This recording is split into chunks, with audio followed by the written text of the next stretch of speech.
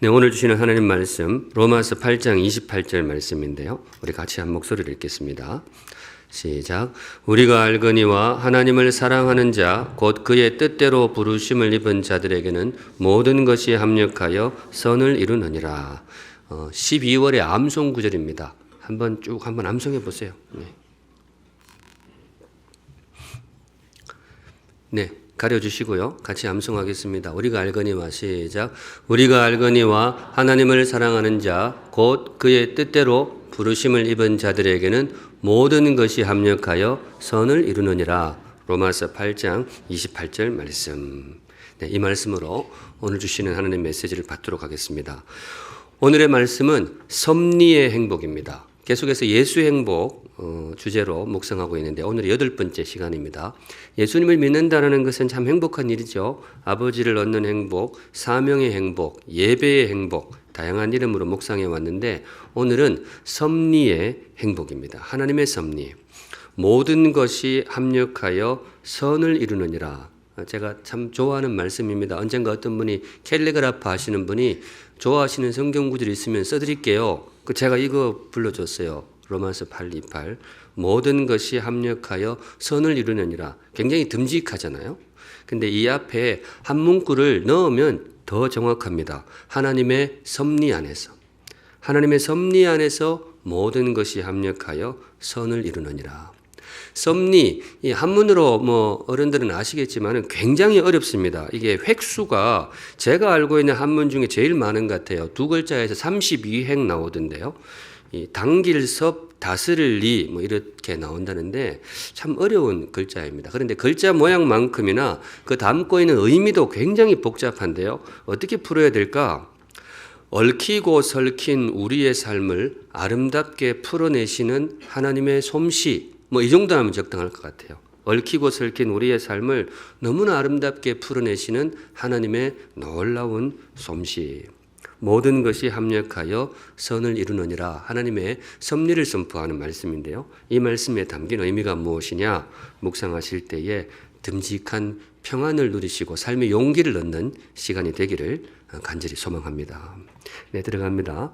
이 모든 것이 합력하여 선을 이루느니라. 여기에 담긴 메시지가 뭐냐? 우선 첫째, 위기를 기회로. 우리 하나님의 섭리 안에서 우리 삶의 위기가 변하여 기회가 될 것이다. 그 메시지가 들어 있습니다. 살면서 위기 상황이 있잖아요. 우리 간증하신 분도 굉장히 큰 위기죠. 위기 상황이 우리 삶에 닥치게 되는데 그럴 때 참 힘이 들죠. 그런데 참 감사한 것은 우리의 삶에는 위기만 있는 게 아니에요. 위기만 있는 것이 아니고 위기보다 훨씬 더 크고 오묘한 하나님의 섭리가 우리의 삶을 지킬 것입니다. 바로 그 하나님의 섭리 안에서 위기를 아름다운 기회로 만드시는 하나님의 솜씨. 저도 사실 많이 경험했습니다. 설교를 하다 보면 자기 삶 이야기를 그냥 풀어내는 경우가 많은데 하도 많이 해서 잘 아시겠지만은 저한테도 길이 막히고 꿈이 막히고 계획이 막히고 심지어 배신을 당한 듯한 아픔을 겪은 적도 있습니다. 남들 보기에는 저러가지고 그러나 그래도 세상에 지 감기가 제일 힘든 거예요. 그래서 저는 굉장히 힘든 시간이었죠. 그런데 감사하게도 그때마다 저의 삶을 만져주시는 하나님의 섭리 저도 많이 경험했어요. 우리 성도님들의 삶에도 그 위기도 주의 섭리 안에서 기회로 변화되시기를 주님의 이름으로 축복합니다. 네, 그런 하나님 꼭 만나시면 좋겠어요. 고요한 바다로 저 천국 향할 때 요새 최 목사가 노래 욕심이 있어가지고 기회만 있으면 그냥 부르려고 하는데 제가 참 어릴 때부터 이거 좋아했던 거예요. 근데 이게 저 천국 향할 때 꼭 죽는 걸 의미하는 게 아니에요. 가사를 보면 우리의 삶 전체를 이야기합니다. 우리의 삶의 종착지가 결국 하나님의 품 천국이니까 그 삶 전체를 그렇게 저 천국 향할 때 그렇게 이야기해요. 그런데 뒷 가사가 너무 아름답죠. 주 내게 순풍 주시니 참 감사합니다. 여러분의 삶이 이렇게 되기를 주님의 이름으로 축복합니다. 네, 참 좋잖아요. 내 삶에 순풍이 싹 불고. 그런데 이 찬양의 백미는 2절입니다. 큰 물결 일어나 나 쉬지 못하나. 이게 늘 순풍만 있는 게 아니거든요. 역풍도 있고 태풍이 불어오는 거예요. 그래서 내 삶이 막 뒤집어지게 생겼어요. 도저히 쉴 수가 없는 그런 안타까운. 그런데 이 다음 가사가 기가 막힙니다. 같이 해요. 시작. 이 풍랑으로 인하여 더 빨리 갑니다. 우리 한국 사람들한테 이게 맞아요. 이 좀 약간 꺾고 이런 게 필요한데, 어릴 적에 이제 어른들이 부르는데 이게 막 꺾고 이러는데 저도 참 어린 마음에도 이 찬양이 참 좋았어요. 제가 어려서부터 좀 삶이 힘들었나 봐요. 그러니까 이게 그래, 이 찬양 들으면서 그래, 내 삶도 그래, 이 어려움도 그래, 힘이 될 거야. 그렇게 위로를 삼았던 것 같아요. 우리 성도님들의 삶에 닥친 이 풍랑도 여러분들의 삶에 힘이 되시기를 주님의 이름으로 축복합니다. 네. 그렇게 될 줄로 믿습니다. 위기를 기회로 바꾸시는 하나님의 놀라운 섭리. 우리가 성경 말씀을 이제 늘 참고를 하게 되는데 이걸 정말 깊이 경험한 분이 바로 사도 바울이죠. 사남사범을 통해서 사도행전을 쭉 끝까지 묵상했는데 사도행전은 거의 절반 이상의 사도 바울 이야기입니다. 이분을 통해서 주님의 복음을 전하셨으니까. 근데 고생을 엄청 많이 했어요. 둘째 가라면 서러울 만큼 가는 데마다 박해받고 두들겨 맞고 고초를 겪고 죽을 고비도 굉장히 많이 넘겼죠. 그러다가 급기야 이분이 로마군에 잡혀서 로마의 죄수가 됩니다. 사실 우리한테는 뭐 뒷이야기를 아니까 그러는데 당시로서는 일반적인 정황에서는 이 삶이 끝난 거예요. 우리 식으로 치면 일제시대 때 일본 순사에 잡혀가 종로경찰서 지하실로 간 거예요. 이 뒷이야기가 안 나오는 거죠. 몸성하게 풀려나기는 힘든 막다른 골목이라고 할 수 있어요. 로마 제국의 그 죄수가 된 거죠. 그런데 우리 뒷이야기를 압니다마는 이 내용을 이제는 알고 보니 뭐냐? 그게 바로 주님의 인도하심이었어요. 이 풍랑으로 인하여 로마로 갑니다. 예, 바울이 그 풍랑 때문에 로마로 가게 돼요. 바울에게는 꿈이 있었거든요. 로마로 가고 싶었어요. 가슴에 품은 꿈, 로마의 꿈. 주님이 주신 이 복음을 세계의 중심인 로마에 가서도 내가 전하고 싶다. 그게 바울의 꿈이었어요. 그런데 당시는 로마로 가는 게 쉽지가 않았습니다. 여행을 하는 것이 쉽지가 않았죠. 특별히 로마로 가려면 지중해를 건너야 돼요. 가다가 사고 나서 목숨을 잃는 경우도 많았는데 바울은 어떻게 가느냐. 로마군의 호위를 받으면서 로마로 입성하게 됩니다. 죄수였기 때문에. 로마 죄수의 몸으로 죄수 호송선을 타고 최정예 군대 로마가 지켜주면서 그렇게 가게 돼요. 참 놀라운 일이죠. 우리가 뒷이야기를 다 아니까 그런데 그 조목조목 커트커트 봤을 때는 무릎을 쓸 수밖에 없죠. 나의 삶의 위기를 기회로 바꾸시는 하나님의 놀라운 솜씨. 믿음으로 받으실 분은 나에게 주시는 말씀으로 받으시기 바랍니다. 네, 우리 삶에도 그런 순간이 있을 수 있어요. 길이 막히고 착고에 채일 수 있고 내 인생 왜 이런가. 기가 막히는 경우가 있죠. 그런데 성도 여러분, 그때 무너지지 마시고 넘어지지 마시고 힘들 수 있지만 이 말씀 꼭 기억하세요. 하나님의 섭리 안에서 모든 것이 합력하여 뭐예요? 선을 이루느니라. 이 말씀이 여러분의 삶에 반드시 임할 줄로 믿습니다. 네, 그 믿음으로 나가시면 좋겠어요. 한 걸음 나아가서 두 번째, 이 하나님의 섭리 모든 것이 합력하여 선을 이루느니라. 여기에 담긴 메시지가 뭐냐? 두 번째는 실수도 아름답게. 저는 이 대목이 참 좋아요. 실수가 많아서 그러는지. 하나님의 섭리 중에 이런 게 있어요. 나의 실수조차 아름답게 바꾸세요. 우리가 가끔 그런 이야기 하잖아요. 이미 엎질러진 물이야. 이미 끝났어. 이미 엎질러진 물이야. 우리의 허물, 우리의 실수를 되돌릴 수 없다는 뼈아픈 그런 좌절의 언어가 이미 엎질러진 물이다 그러는데, 그런데 성경은 거기에 동의하지 않아요. 하나님의 섭리는 엎질러진 물조차 아름답게 바꾸십니다. 성경에 참 신비로운 구절이 많이 나오는데 그 중에 이 구절, 죄가 더한 곳에 은혜가 더욱 넘쳤나니. 로마서 5장 20절에 나오는데요. 죄가 더한 곳에 은혜가 더욱 넘쳤나니. 무슨 뜻이냐? 우리의 죄도 크지만은 그 죄를 이기는 하나님의 은혜는 더 크다. 보통 그런 의미로 많이 해석을 합니다. 예, 그런 의미가 분명히 있습니다. 그런데 사실은 이 구절의 더 깊은 의미는 따로 있어요. 이런 의미로 읽으시면 좋습니다. 주님의 섭리 안에서는 나의 죄조차 은혜가 된다. 이거 경험해 본 사람은 알아요. 주님의 섭리 안에서는 나의 허물조차, 나의 부끄러운 죄조차 은혜가 돼요. 그래서 여러분 혹시 이런 기도가 가능할까요? 하나님, 그때 내가 그런 실수를 저지르게 해주셔서 너무 감사합니다. 그런 게 있어요. 베드로에게 참 부끄러운 기억이 있습니다. 베드로 인생에 한순간만 딱 지울 수 있다. 뭘 지우고 싶을까요? 그날 밤이죠. 나는 예수를 모르고 어린애 앞에서 지 목숨 부지하려고 3년을 함께 달렸던, 절대로 떠나지 않겠다고 했던 예수님을 향해서 나는 저 예수를 본 적도 없고 나는 일면식도 없는 사람이요. 나는 몰라. 지 목숨 살려고 3번이나 그렇게 하는데 주님이 그 모습을 이렇게 바라보시면서 십자가로 나아가셨죠. 베드로의 삶에 아마 두고두고 이 장면이 부끄러울 거예요. 그때 그 여자아이는 천국에 안 왔으면 싶을 거예요. 혹시 마주칠까 봐 얼마나 부끄럽겠어요. 그런데 참 우리의 삶이 묘하죠. 특별히 하나님의 섭리가 너무나 묘해요.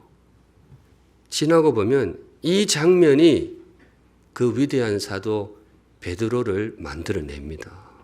그 위대한 사도, 정말 복음의 용장, 거꾸로 십자가에 순교할 만큼 믿음의 귀한 사람이었는데 그런 베드로가 도대체 어디서 나왔을까?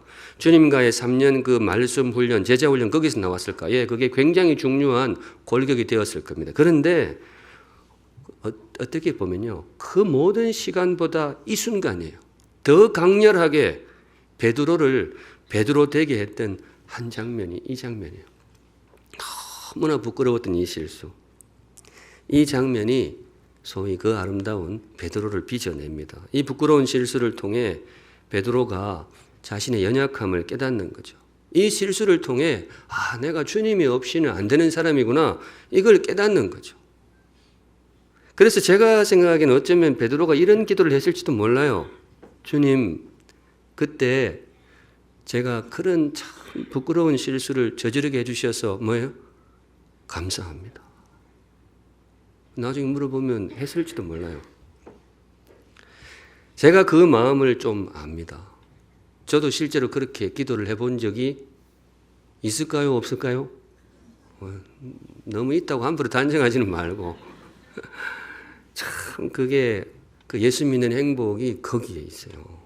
물론 이거 가지고 나의 허물이나 죄를 핑계할 수는 없어요.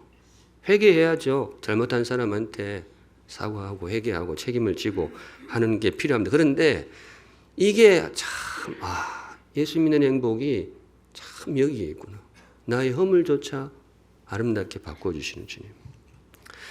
사도 바울은 더 진하게 만나는데요. 나의 실수조차 요긴한 벽돌로 사용하시는 하나님. 하나님이 역사를 펼쳐가실 때에 많은 벽돌, 중요한 동력이 필요하잖아요. 그런데 그 가운데에는 놀랍게도 그래요. 우리의 실수도 하나님이 벽돌로 사용하세요. 사도 바울이라는 사람이 정말 대단한 사람이에요. 귀한 사람이죠. 그런데 이 사람도 인간인지라 실수가 있죠.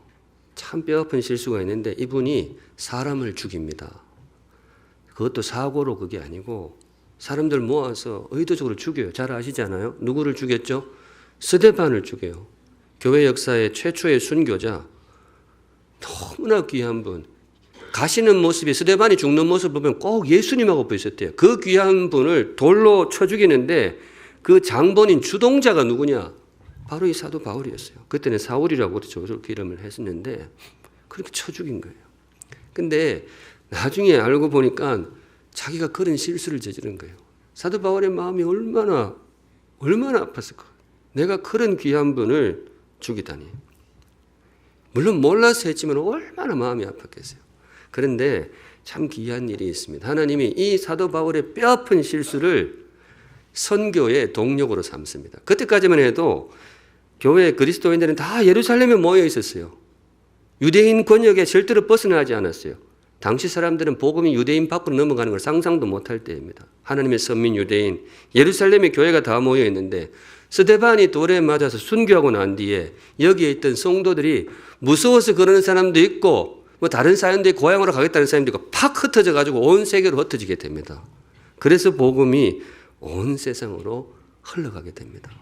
하나님이 사도 바울의 그 뼈아픈 실수를 복음의 동력으로 사용하신 거예요. 물론 다시 말씀드리지만은 이걸로 자신의 허물을 이렇게 핑계할 수는 없어요. 이분 스데반한테 사과해야죠.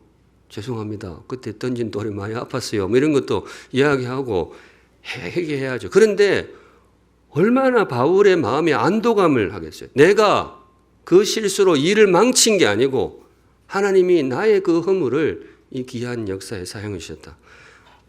제가 그 행복을 알아요. 참 예수 믿는 행복이 여기에 있습니다. 우리 성도님들 혹시 실수가 있어도 괜찮아요. 허물이 있어도 괜찮아요. 우리 주님의 솜씨는 굉장합니다. 굉장해요. 믿음으로 겸손히 내놓으면 그것도 아름다운 벽돌이 될 수가 있습니다. 제가 언젠가 설교하면서 나의 하나님은 미술 선생님 이거 한번 예화로 들었는데 기억나세요? 우리 성도님들이 잘 기억을 못해요. 근데 그것도 괜찮아요. 여러분들의 망각을 설교자를 위한 격려로 사용하시는 놀라운 섭리의 하나님. 잊어먹으니까 또 해도 되고 뭐 그런 거죠. 학창 시절에 제일 힘든 게 미술 과목이었어요. 다른 건 어떻게 되는데 미술은 진짜로 타고나야 되나 봐요. 그때도 이야기했는데 정물화 시간에 제가 스케치는 꽤 합니다. 이렇게 병이 있고 이렇게 있으면 다른 사람 막 병 그리고 할 때 저는 이렇게 연필로 이렇게 해가지고 전체적인 구도를 잡아요. 그러면 탁 모양이 나오는데 그때까지만 해도 옆에 있는 친구들이면 선생님이 굉장히 기대를 합니다. 그런데 저는 알잖아요. 색칠에 들어가면 이게 완전히 엉망이 완전히 떡이 돼요. 그날도 그랬었어요. 뭐 완전히 떡이 돼요. 분명히 예쁜 사과를 그렸는데 하수구에 들어갔다 온 테니스 공 이렇게 나오고 사이다병 이렇게 예쁘게 그렸는데 이때 사이다병이 자꾸 거무에 대한 그런 맥주병이 자꾸 나오고 그날도 그랬어요. 근데 저는 뭐 늘 그랬으니까 이렇게 됐는데 그날은 유난히 좀 그랬던 것 같아요. 그런데 이제 미술 선생님이 지나가시다가 그 저한테 처음으로 그랬던 것 같아요. 내가 좀 도와줄까? 내가 좀 도와줄까? 그래. 평소 같으면 저도 그죠? 남자가 가오가 있는데 그래도 그날은 이게 제가 봐도 이게 너무 심해요. 그림 못 그리는 사람이 물감을 또 많이 쓰잖아요. 그날은 특별히 그래가 종이가 막 이렇게 구겨지고 이렇게 되어 있었어요. 그 선생님 그러시니까 이렇게 제 그림을 드렸는데 속으로 하는 생각은 뭔가 하면 이거는 그림이 뭐예요? 이미 떡이 된 거죠. 이건 안 된 거지. 이걸 가지고 어떻게 하겠어요? 했는데 미술 선생님이 아니고 거의 마술 선생님이에요. 미술 시간이 보통 2시간 하잖아요. 한 조금 말리더라고. 좀 말리고 좀 마르고 난 뒤에 그분이 이렇게 물감을 이렇게 해가지고 윤곽 위주로 이렇게 딱 칠해요. 윤곽 위주로 딱 칠하는데 진짜 마술 같아요. 그 테니스 공이 다시 사과로 변해요. 맥주병이 반짝반짝 사이다병으로. 저 인생에 굉장히 인상적인 기억으로 남아 있습니다. 특별히 인상적인 것은 뭔가 하면요. 그 선생님이 제 떡이 진 그림을 뭐예요? 버리질 않았어요. 그거 버리고 새로 그릴 줄 알았는데 안 버리더라고. 그걸 그대로 덧칠을 하셨어요. 하나님의 솜씨가 이래요. 내가 많이 경험했어요. 성도 여러분, 이미 엎질러진 물 아니래. 그거는 한국 속담이 하는 말이고 하나님이 들어오시면요. 우리의 떡이 진 그림도 작품이 될 수 있습니다. 그러니까 혹시 뭐 저도 이래 보니까 저나 여러분이나 뭐 살아가는 게 그리 크게 다르진 않은데 우리 다 실수도 있고 허물도 있고 그러잖아요. 그러니까 겸손하게 주님 앞에 내어놓으세요. 그러시면 모든 것이 합력하여 선을 이루시는 하나님의 섭리가 저와 여러분을 지켜주실 것입니다. 마지막으로 하나님의 섭리 안에 사는 행복 한 가지 더 묵상하면요. 작은 섬김을 거대하게. 이것도 참 좋아요. 작은 섬김을 거대하게. 하나님의 섭리는 참 묘해요. 나의 작은 이거. 우리도 삶에서 저라고 꼭 실수만 하겠냐고요. 저도 뭐 잘하는 거 있을 거 아니에요. 뭐 크게 잘하는 게 아니라 그렇지 조금 잘하는 것도 있을 거 아니에요. 그런데 참 놀라운 건 뭔가 별거 아닌데 나의 이 작은 섬김을 하나님은 굉장히 크게 사용하세요. 굉장히 우리의 작은 이거를 굉장히 크게 사용해 주시는 놀라운 섭리의 하나님. 저도 많이 경험했어요. 설교하면서 여러분 설교자로 사는 것이 때로 물론 힘들 때도 있습니다. 설교가 잘 안 나올 때는 이거 진짜 힘들어요. 대책이 안 서지. 그런데 그래도 설교자로 살고 싶어요. 주님이 허락하시는 시간 동안. 왜냐하면 여기서만 누릴 수 있는 그 참 행복이 있어요. 설교하면서 벨소리를 다 들어요. 오늘 말씀은 바로 나를 위한 말씀이었습니다. 아까 간증하실 때도 제 설교에서 그렇게 하셨다는데 그런 경험을 많이 해요. 그럴 땐 참 감사하죠. 그 설교가 그렇구나. 그런데 그것뿐만이 아니고 제가 설교하다가 이런 소리도 들어봤어요. 목사님이 오늘 저를 살리셨어요. 우리 성도들은 웬만히 말해서 놀라진 않으니까 저는 되게 놀랐어요. 내가 자기를 살렸대. 내가 자기를 참 기가 막힌 일이죠. 살렸대. 그 속으로 그런 생각이 들어요. 네가 내를 살렸다 이런 생각이 들어요. 그 하나님은 제가 그걸 어떻게 알겠어요.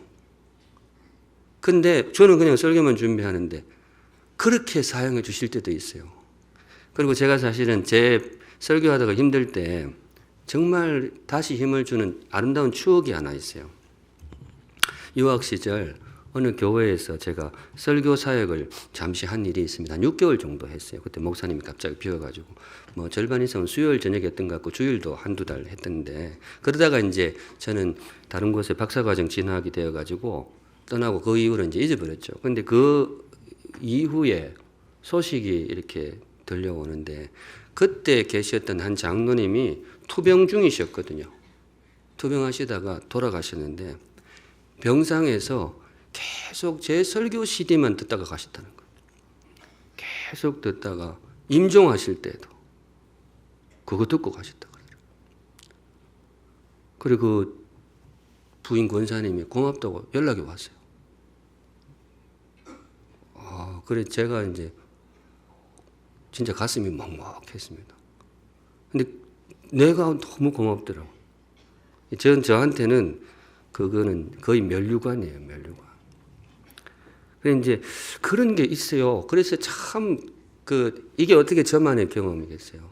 목장을 통해서 여러분들이 사실 우리 사람이 하는 게 뭘 어떻게 하겠어요. 그런데 하나님이 그걸 귀하게 쓰시는 거죠. 그게 하나님의 섭리입니다. 작은 섬김을 거대하게 쓰시는 하나님. 당신의 오늘 벌써 두 곡째예요. 그 섬김이 천국에서 해같이 빛나리. 이거 제 방에 액자가 하나 있습니다. 어느 날 어떤 분이 액자에 이걸 적어 오셨어요. 가사가 되게 좋잖아요. 당신의 그 섬김이 천국에서 해같이 빛나리. 그 다음에 당신의 그 겸손이 천국에서 해같이 빛나리.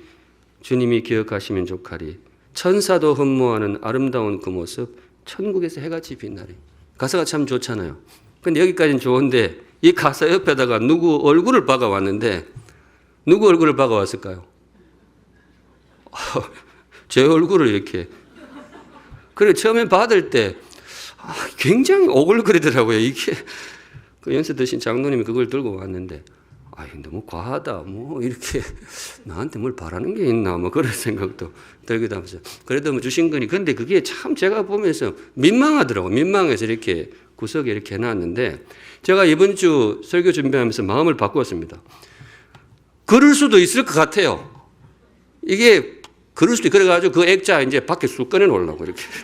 왜냐 제가 몇 번 경험했는데 우리 하나님이 좀 과해요.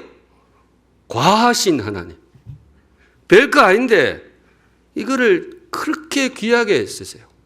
제가 이 대목에서 우리 하나님이 정말로 내 아버지라는 것을 저는 확신을 합니다. 부모가 자식이 뭐 하는 거는 어떻게든지 이렇게 하고 싶잖아요. 근데 성도 여러분, 하나님이 그런 분이십니다. 모든 것이 합력하여 선을 이루느니라. 바로 여기에 우리의 작은 섬김을 귀하게 사용하시는 하나님의 은혜가 있습니다. 너무 거대한 일을 안 꿈꾸셔도 돼요.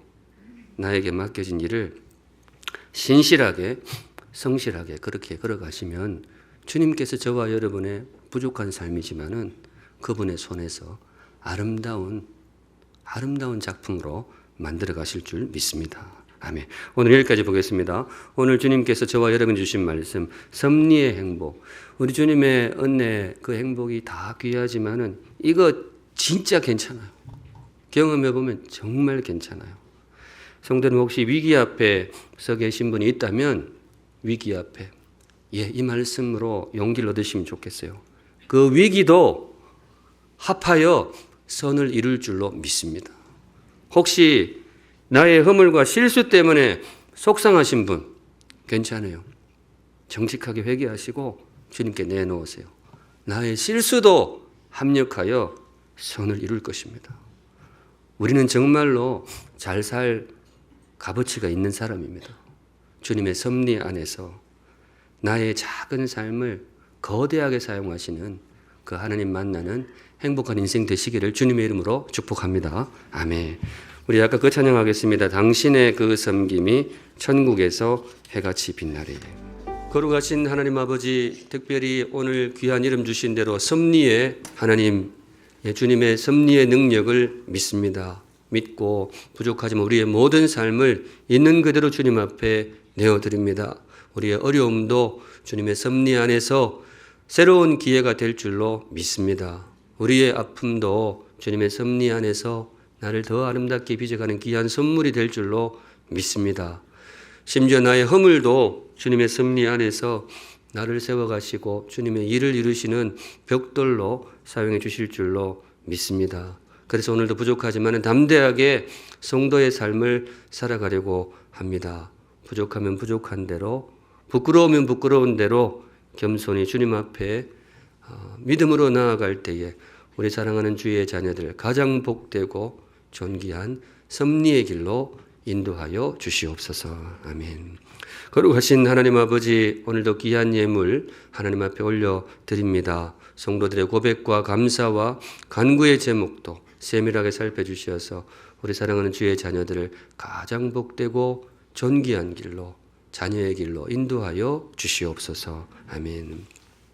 지금은 우리 삶의 주인 되어 주시는 은혜로우신 우리 구주 예수 그리스도의 그 귀하신 은혜와 우리의 삶을 가장 아름답게 인도해 주시는 우리 하나님 아버지의 참 오묘하신 섭리하심과 우리의 삶을 자녀의 삶으로 도전하시고 이끌어 주시는 성령 하나님의 세밀한 임재하심이 머리 숙여 주를 예배하는 사랑하는 모든 샘물 성도들의 삶과 걸음 위에 이제로부터 영원까지 항상 함께 계실지어다. 아멘.